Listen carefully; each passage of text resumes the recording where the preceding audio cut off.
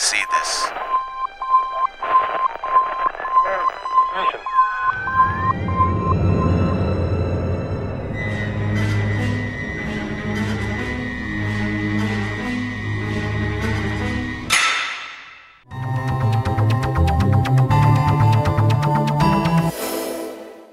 Bom, a FGF me proporcionou muitas coisas, mesmo antes da formatura. Ainda no estágio aqui na faculdade, no 5º semestre, fui convidada para trabalhar na TV Diário, onde passei 5 anos. Mas a base mesmo eu tive aqui. Foi aqui na TV universitária, aqui mesmo dentro do campus, onde eu aprendi todas as técnicas, o que a gente aprendia na teoria, na sala de aula, foi tudo praticado aqui com a ajuda dos cinegrafistas, dos profissionais. Enfim, foi um aprendizado muito grande, que lá fora só contribuiu. E uma das faculdades pioneiras, né, em trabalhar com televisão, inclusive montar um próprio estúdio dentro da universidade. Então isso é muito gratificante. E sempre que pergunto, eu digo com orgulho. Sou ex-aluna da Faculdade Integrada da Grande Fortaleza.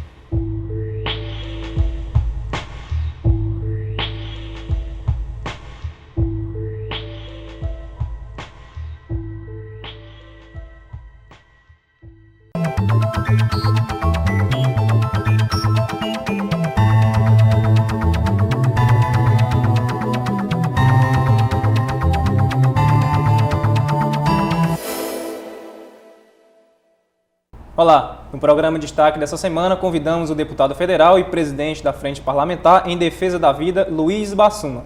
Seja bem-vindo ao nosso programa. Eu que agradeço, Davi, estar aqui no programa Destaque, é uma satisfação muito grande estar conversando com você. Bom, para começar, eu gostaria que o senhor falasse como foi que o senhor começou a sua carreira. Eu ouvi dizer que aos 12 anos você já estava trabalhando, é verdade? Eu nasci em Curitiba, no Paraná, né? Vivi os meus primeiros 24 anos lá e os últimos 27, eu estou com 51, em Salvador, na Bahia. Eu sou deputado pela Bahia. Aos 12 anos, eu tive minha primeira experiência muito importante, marcante na minha vida, que foi, meu primeiro emprego que eu consegui foi de cobrador de contas quase impossíveis. Era uma tia minha que vendia roupas a domicílio e aquelas clientes que eram difíceis de pagar, eu que ia cobrar no meu expediente, digamos, para de manhã ia para aula e de tarde ia fazer isso. Aos 14, eu ingressei numa repartição pública, foi um momento também muito especial na minha vida. Houve uma oportunidade no governo do estado do Paraná, eles contrataram menores aprendizes, fui menor aprendiz, eu entrei como menor aprendiz para fazer datilografia. Naquela época, você sabe, eu estou falando da década de 60, 70, não tinha máquina, não tinha computador, não existia, era máquina de escrever. E aí as coisas foram indo, nunca fiquei um dia na minha vida até hoje, que eu posso dizer que eu tenha ficado um dia sem algum trabalho, sem estar fazendo alguma atividade de trabalho humano, sempre. Até que, quando eu cheguei na Bahia, aí já estava então formado em engenharia, e aí foi um arrastamento, aí uma coisa importante na minha vida. Eu nunca planejei ir para a Bahia, imagina, eu era de Curitiba, do sul do Brasil. Tinha acabado de me formar e a vida me arrastou para a Bahia. Passei no concurso público para trabalhar na Petrobras, me especializei na área de petróleo e aí estou lá na Bahia até hoje. Bom, que bom.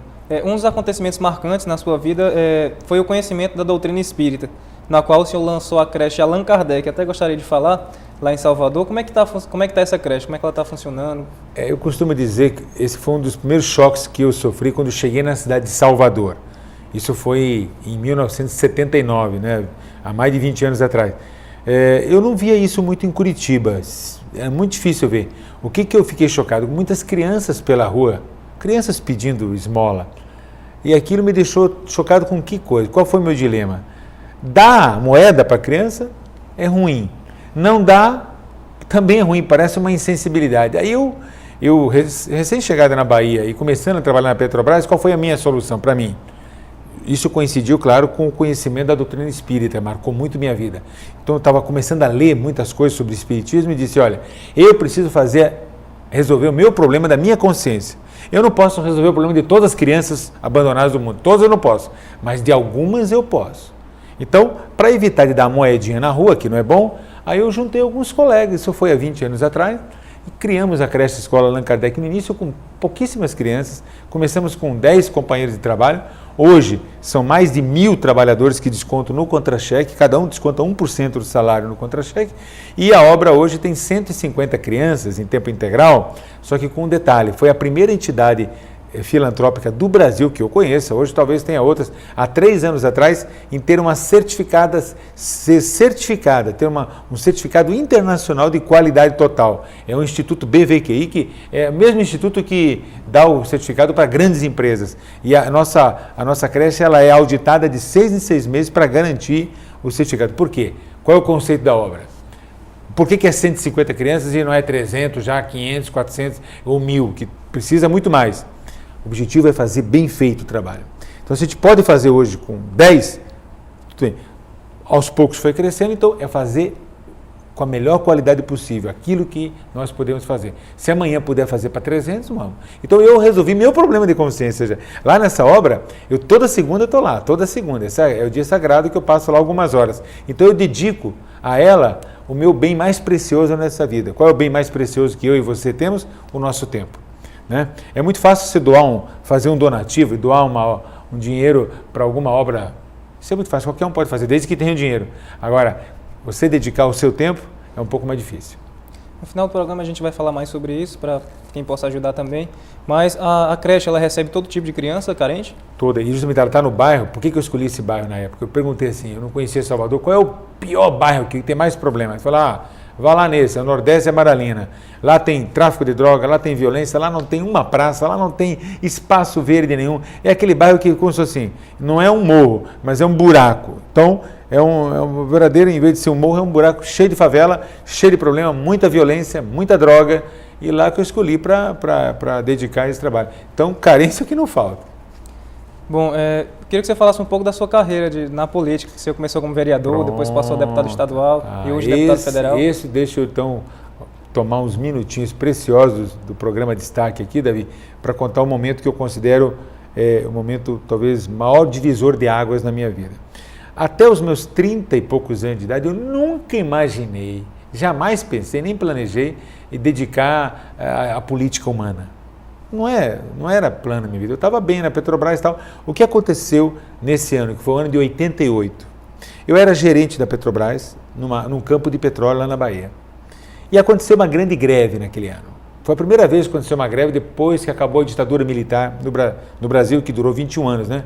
A ditadura acabou em 85, então em 88 estourou essa greve.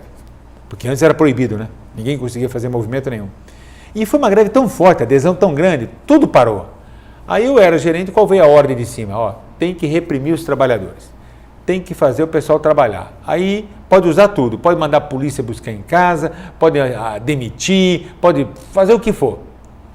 Aí eu disse, isso eu não vou fazer nunca. Eu fui, resumindo a história, para não gastar muito tempo, fui o único gerente naquele momento, de toda a Petrobras, que se negou a cumprir essa ordem. Por quê? O que eu disse para eles? Olha, eu não posso, durante a greve, fazer uma coisa que contraria meus princípios. Vários colegas meus disseram, Bassuma, você está tomando uma atitude suicida, você arrebentou com a sua carreira na Petrobras, nunca mais vai para lugar nenhum. Eu disse para eles, olha, vocês são meus amigos, eu só quero que vocês entendam que eu não fiquei louco e esse talvez tenha sido o dia mais feliz da minha vida até agora. Por quê? Você não queira saber o peso que eu carregaria o resto da vida se eu tivesse que tomar uma atitude agora, porque alguém está me mandando, que eu sei que eu não devo tomar. O que aconteceu a partir daí, agora, para ser rápido, esse foi um divisor de águas. O que eu entendo, aquele momento, foi um momento que eu considero que houve, para mim, o despertamento da vocação política, que até então estava guardado. E a partir dali é muito forte, aí acontecem muitos acontecimentos que eu não vou detalhar para não cansar você, mas daí eu me torno, de repente, olha que loucura, de gerente da Petrobras eu me torno presidente do Sindicato dos Trabalhadores. Aquilo era uma quebra de tabu. Para você ter uma ideia, nunca na história da Petrobras um profissional de nível superior tinha sido sindicalizado sequer. E eu me torno presidente do Sindicato dos Trabalhadores. 3 anos e meio depois, então eu me filio a um partido, aí já é o ano de 96, eu não era afiliado a partido nenhum, aí na época escolhi o PT, procurei, pesquisei na época que partido ia me filiar e me candidatei a vereador e de lá para cá nunca perdi nenhuma eleição, nunca, todos que eu disputei. Então, eu fui eleito vereador em 96, deputado estadual em 98, federal em 2002 e reeleito agora federal de novo. Bom, o senhor tem 2 livros publicados, foi em 2001, em 2002, se não me engano, mas eu gostaria de tratar sobre eles, que é o Política na Era do Espírito e Espiritualidade, um novo paradigma para de globalização. O que eles abordam e o porquê da escolha do tema voltado para a espiritualidade? Muito bem, Davi. Esse, para mim, é a parte central da minha vida. Desde quando eu te falei que lá atrás, há 25 anos, eu conheci a doutrina espírita, e mais precisamente o Livro dos Espíritos, marcou muito a minha vida. Em que sentido? Eu, desde os 14 anos, eu buscava que explicação lógica para a minha razão, para a minha racionalidade. Eu nunca duvidei de Deus. Para mim, Deus é inquestionável. Mas o que não entrava na minha cabeça? Como é que Deus existe? E Deus é isso tudo que a gente aprende? É onipotente, onipresente, é o poder total. E esse mundo é tão injusto, né? Tantas desigualdades, tantos problemas. Essa explicação eu procurei durante muito tempo na minha vida. E eu fui encontrar onde? Onde que eu saciei minha sede de conhecimento? Com o Livro dos Espíritos. De lá para cá, qual tem sido o meu esforço na vida, Davi? E é um esforço, eu digo, diário. É uma luta diária.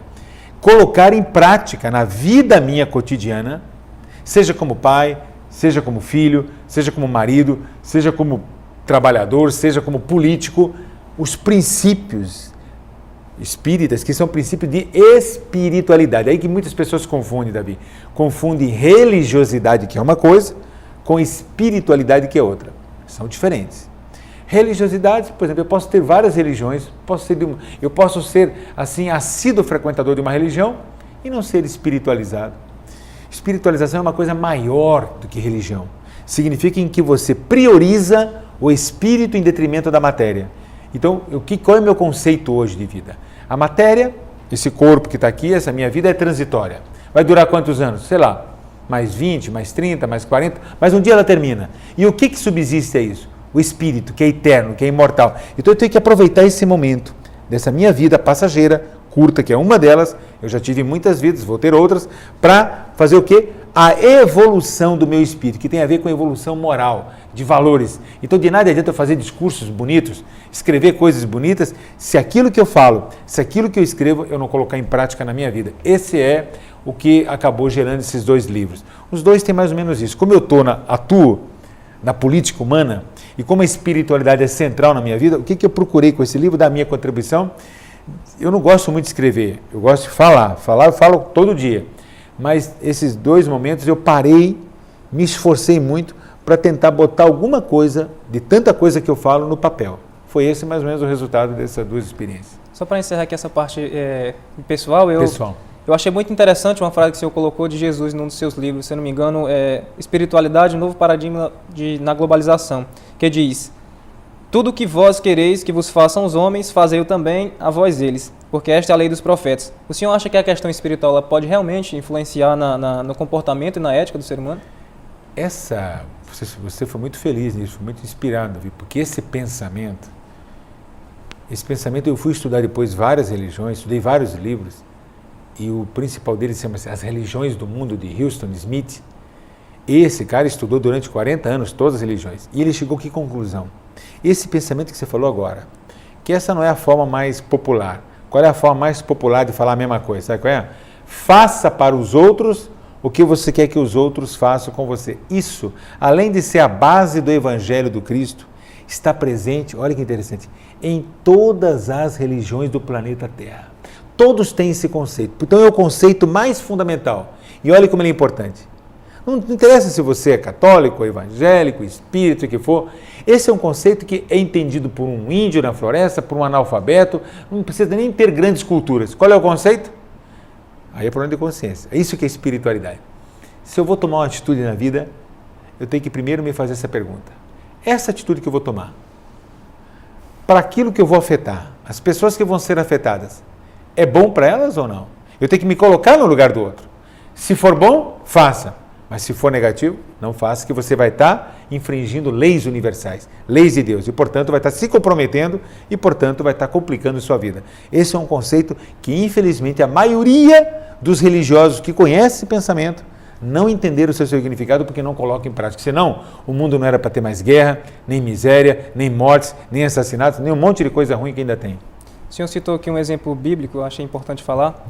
E eu queria citar também outro, né, que fala em 1 João, capítulo 4, que ele comenta sobre não deais créditos a qualquer espírito, mas antes testificar se o espírito procede de Deus, assim. Perfeito. Se ele testificar que Jesus é o Filho de Deus e veio em carne, Perfeito. ele é de Deus, senão é o espírito do anticristo. O senhor não acha perigoso também essa parte de estar tratando sobre espíritos Por isso, por isso tem que ter o discernimento. E na doutrina espírita isso é claro. Você tem que... Os espíritos existem. Então, e nós somos espíritos. Então não dá para negar a existência deles. Você tem que ter discernimento. Então você não pode aceitar qualquer coisa porque veio de um espírito. Tem que ter... O que é discernimento? Razão. Analisar racionalmente. Eu mesmo já tive essa experiência. Em determinada época na minha vida, uns 15 anos atrás, um espírito se manifestou numa reunião que eu estava trabalhando e disse que queria ajudar o trabalho porque era o espírito do Hahnemann. Hahnemann foi o pai da homeopatia. Aí todo mundo, várias pessoas, que maravilha, o espírito de Hahnemann, um espírito tão bom, tão evoluído. Eu disse, olha, é nosso dever, não podemos aceitar, assim, vamos fazer alguns testes simples, vamos começar a fazer, nós não somos pessoas burras, vamos estudar um pouquinho o assunto, não deu outra. A terceira coisa que ele perguntou para ele sobre homeopatia, porque se era aquele espírito, tinha que entender tudo de homeopatia, né? Ele já se contradisse, e aí viu-se que não era. Então, nós temos que ter o seguinte, o que é seguro nesse mundo? Que eu digo pelo que eu já tenho de conhecimento até hoje, do ponto de vista religioso, seguro mesmo, que você não pode, ali não tem erro nenhum, zero, é o Evangelho do Cristo. Agora, quer ser doutor em Evangelho do Cristo? Quer ser doutor? São 3 folhas, porque Evangelho de Mateus, Lucas, Marcos, se repete, a maioria das coisas repete muito, né? Você quer ser doutor? E dá para se enxugar em 3 folhas ali, você resume todo o Evangelho do Cristo, que essa frase que você citou antes é a base de tudo. Bom, voltando aqui mais para o lado dos trabalhos que o senhor desenvolve hoje, qual a função da Frente Parlamentar em defesa da vida, na qual o senhor é presidente hoje? Olha, aí teve outro momento especial na minha vida. Desde quando ingressei na política, eu várias vezes me perguntava, porque a vida me arrastou para isso, né? Eu lhe contei um pouco da minha história, não pude contar tudo, senão seria até cansativo, os detalhes, mas houve um arrastamento, quer dizer, não é eu que planejei, não é eu que programei, mas eu passei a me perguntar, Davi, a partir de um certo ponto, para que eu estou aqui? Qual o significado? Porque, não que eu não seja satisfeito com a atividade política, mas eu acho que eu nunca me satisfaria com ela meramente para ser um político convencional. Então eu queria uma resposta para isso, e essa resposta veio no ano de 2005. Esse eu vou te dar até o dia e o mês, nunca vai sair da minha cabeça. Também é recente, né? 7 de novembro do ano 2005. Ali foi um epicentro, foi bem nesse momento que a gente cria essa comissão. No Congresso não existia, a gente tinha acabado de formar essa comissão, para quê? Para defender a vida. O que é uma frente? Uma frente reúne os parlamentares que estão lá, que pensam do mesmo jeito em relação a um determinado assunto. Nesse caso, todos que defendem a vida e são contra o aborto. Hoje são 210 parlamentares que compõem essa frente. Eu sou presidente. Aqui no Ceará tem vários que compõem, Padre Linhares, Raimundo também aqui, Nonato, defende a vida, enfim, dos federais, estou falando de federais. Bom, o que aconteceu nesse dia, Davi? Foi muito importante. O aborto não foi legalizado no Brasil, foi o primeiro dia que ele, em 16 anos, entrou em votação. Eu estava lá, à frente dessa luta, dando tudo de mim, e nós vencemos por um voto. Mas por que vencemos por um voto? Um voto, hein? Senão o aborto hoje já tinha sido legalizado. Tinha sido uma derrota terrível para o nosso país, para um atraso muito grande. O que aconteceu? A maioria dos parlamentares que iam votar eram favoráveis ao aborto, quando a gente cria a frente. E o que eu resolvi fazer por minha própria conta?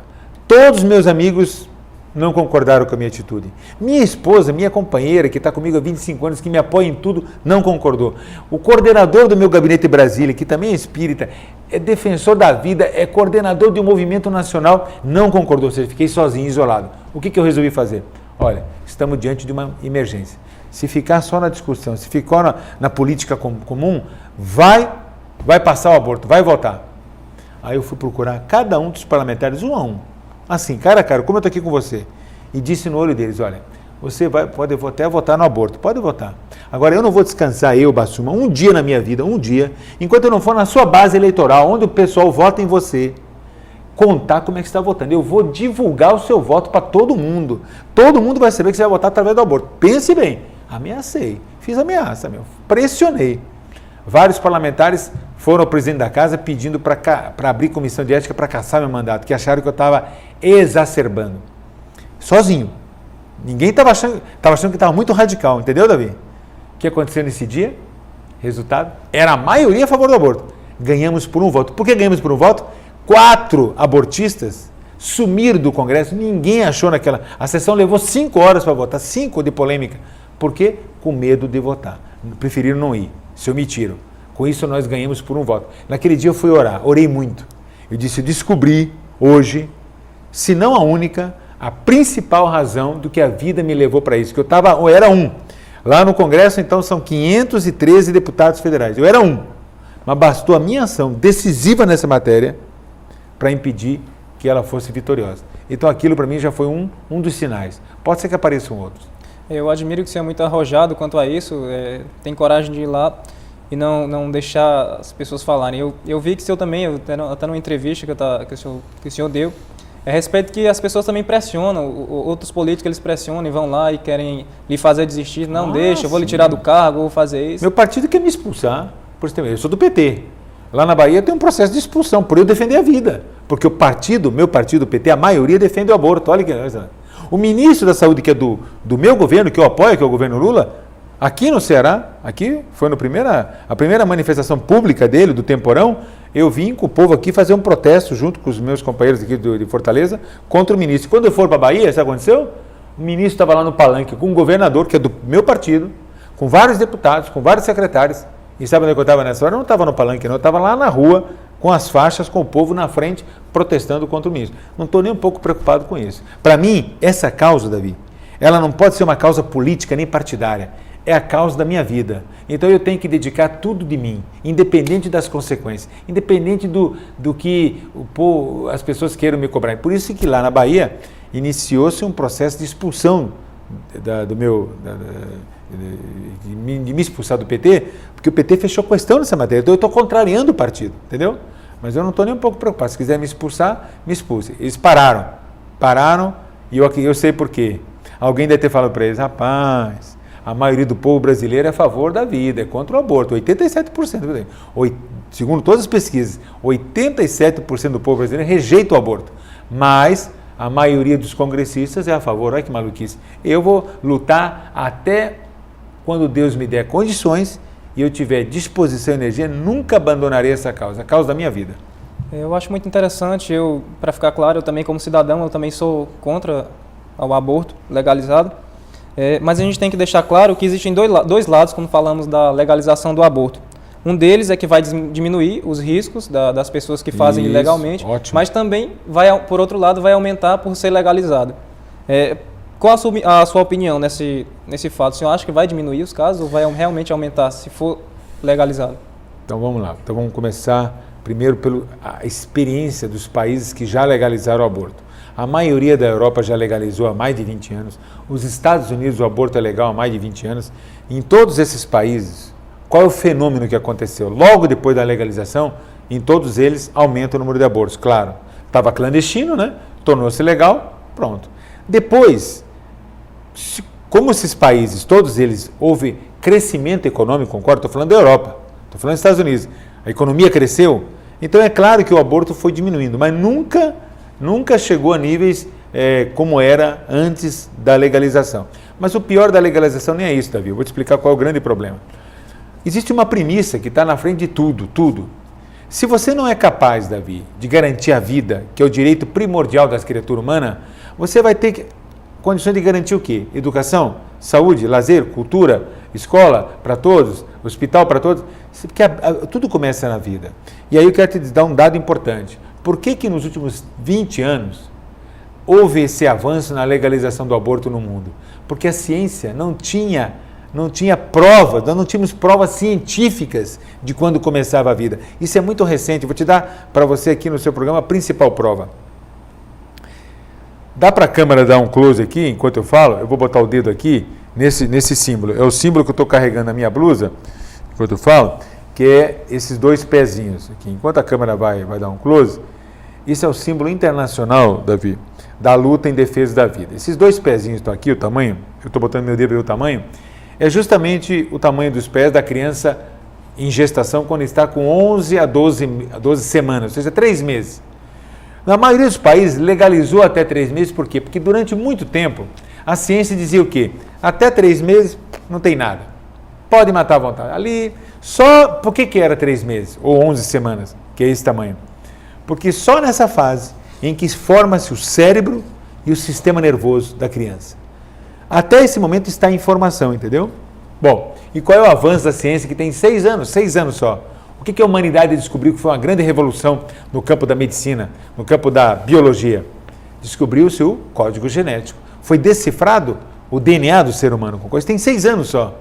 Então hoje, Davi, é possível, cientificamente, tem tecnologia para isso, você medir o DNA dessa célula. Estou falando agora de uma célula microscópica que está lá na parede do útero da mulher, com menos de um mês. Por enquanto é uma célula, é um ovo, não dá nem para enxergar. Às vezes a mulher nem sabe que está grávida ainda, mas já está lá, está pulsando. Por quê? Com 15 dias começa a pulsar o batimento cardíaco daquilo que depois vai ser o coração. Olha que maravilha. Só que ali, Davi, se você botar hoje um instrumento cirúrgico de nanotecnologia, você consegue medir o DNA daquela célula e vai ver que aquela célula tem um DNA que não é nem da mulher e nem do homem, é de um novo ser vivo. Então é uma nova vida. Então nós temos que defender a vida. Nada justifica o aborto. Aborto é assassinato. Aborto é matar uma criança. Então nenhuma razão, a não ser uma, a única que eu acho que é aceitável para o aborto, quando há risco de vida da mulher. Se a mulher tem risco de vida, claro, entre a vida da mulher e a da criança, aí tem que fazer a opção para a criança. É a única, porque é para optar por uma vida. Fora disso, nós temos que defender a vida sempre. Agora, Bassuma, sabe qual é o problema que eu vejo, assim, como cidadão? É que os influentes, as pessoas que possuem o poder, no Brasil e até no mundo mesmo, eles têm brincado, principalmente aqui no Brasil, eles têm brincado com a vida das pessoas. Lógico que não são todos, né? Mas não só no que diz respeito ao aborto, mas também na educação, saúde no geral. Enfim, eu vejo que as questões têm se tornado interesses econômicos, interesses próprios. As pessoas têm perdido aquilo que é pessoal, aquele pensamento próprio e têm trocado por interesse. Por exemplo, o aborto, se o aborto for legalizado aqui, vários são os investimentos que vão vir de fora, de outros países, entendeu? E isso tem se tornado um problema, porque tem perdido a identidade. Os políticos têm perdido a identidade. O que é que o senhor acha relacionado a isso? Qual comentário o senhor tem a fazer? Corretíssimo. Você tocou numa questão crucial. Então, eu vou te dar alguns dados objetivos. O relatório do secretário de Estado norte-americano da década de 70, o secretário mais famoso da história dos Estados Unidos, chamado Henry Kissinger, ficou famoso, foi a época da Guerra Fria, ele tem um relatório para a América Latina, em especial. Num dos capítulos, ele diz o seguinte: precisa controlar a natalidade dos países em desenvolvimento. Aí cita alguns países, entre eles o Brasil, e diz: o melhor meio de controlar a natalidade desse país é o aborto. E por que o controle da natalidade, que ele tinha interesse? Para não deixar o país virar potência. Nenhum país vira potência se não tiver gente. Tem que ter gente vivendo no país. E o Brasil, o país, é um país despovoado. Ele é mal povoado, veja bem. Tem muita gente em São Paulo, muita gente em algumas cidades, e o sertão e o interior todo despovoado, né? Mas o Brasil, aqui cabe mais de 1 bilhão de pessoas, nós só temos 200 por enquanto. Então veja bem, e hoje existem fundações. Uma delas é a Fundação Ford, que investe pesado milhões de dólares todo ano, financiando grupos em países como o Brasil para legalizar o aborto. Interesses estrangeiros. É importante frisar isso. Outro, a indústria do aborto é uma indústria lucrativa. Nos países onde legalizou o aborto, se comercializa os restos das crianças que são abortadas para fazer shampoo, para fazer cosmético, para fazer creme de beleza, ou para vender mesmo. Quando o aborto é uma criança já de 4 meses, aí tem valor o coração, tem valor o fígado. Então se vende, como se fosse um comércio. Só que é o comércio de partes de um ser que foi assassinado, né? Então tudo isso aí soma-se uma série de coisas que as pessoas desconhecem. Agora eu vou te dar o dado mais chocante, Davi. Mais chocante. TV Cultura, programa Roda Viva, conhece? Programa importante, jornalístico. Eu tenho essa fita gravada, guardada comigo no meu gabinete. Ministro da Saúde do Brasil, ministro Temporão, ele que é defensor do aborto. Aí ele vai para esse programa. Aí um jornalista, como você assim, faz a seguinte pergunta para o ministro da Saúde. Olha bem que coisa grave. Ministro, a saúde do Brasil é um caos, só tem problema. Sempre foi assim. Não é sua culpa, não é culpa desse governo, é de todos. Tem lugares que as pessoas pobres vão procurar o posto de saúde e não tem sequer condição de fazer um exame de sangue, que é o mais simples. O senhor acha que o governo brasileiro vai ter dinheiro para pagar o aborto se legalizar, que é uma cirurgia cara? Sabe como é que ele respondeu, Davi, essa pergunta? Chocante a resposta. Gravíssimo. Tinha que ser demitido esse ministro no dia seguinte. Respondeu, olha, se o Brasil legalizar o aborto, não vai faltar dinheiro de fora do país.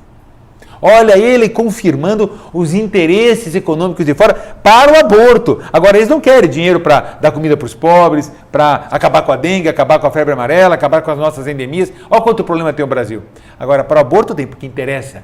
Interessa por dois aspectos. Indústria lucrativa, que é a indústria da morte, e controle da natalidade dos brasileiros, para o Brasil não virar potência.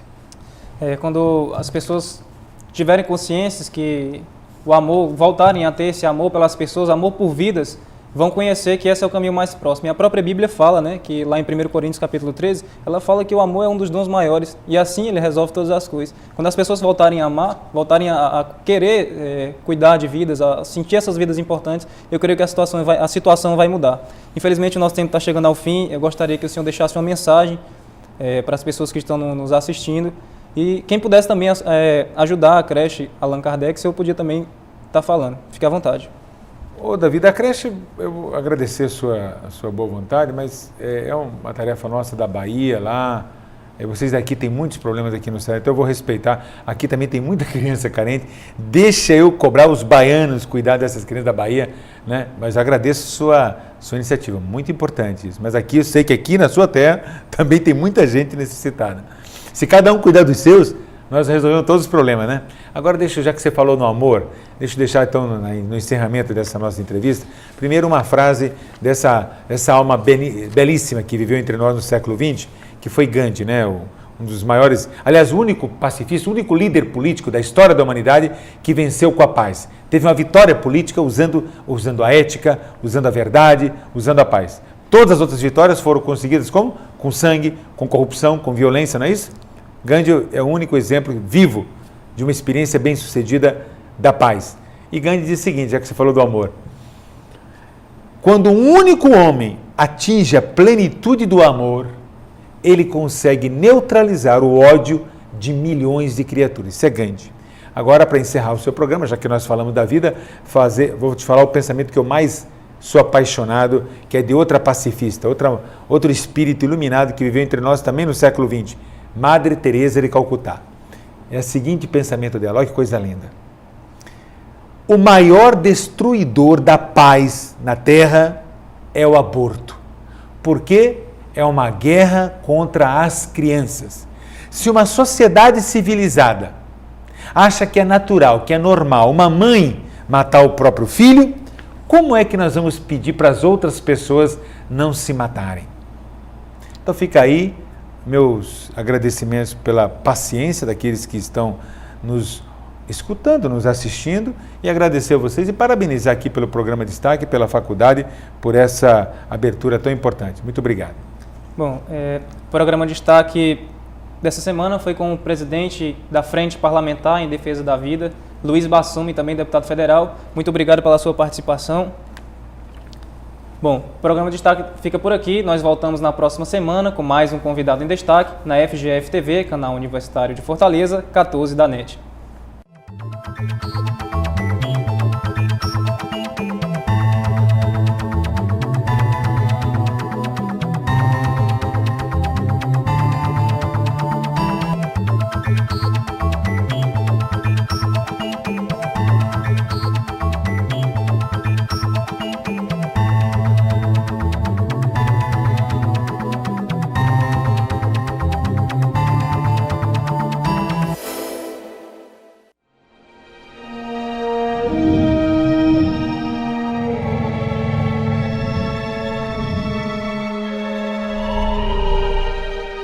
TVU, Canal Universitário de Fortaleza.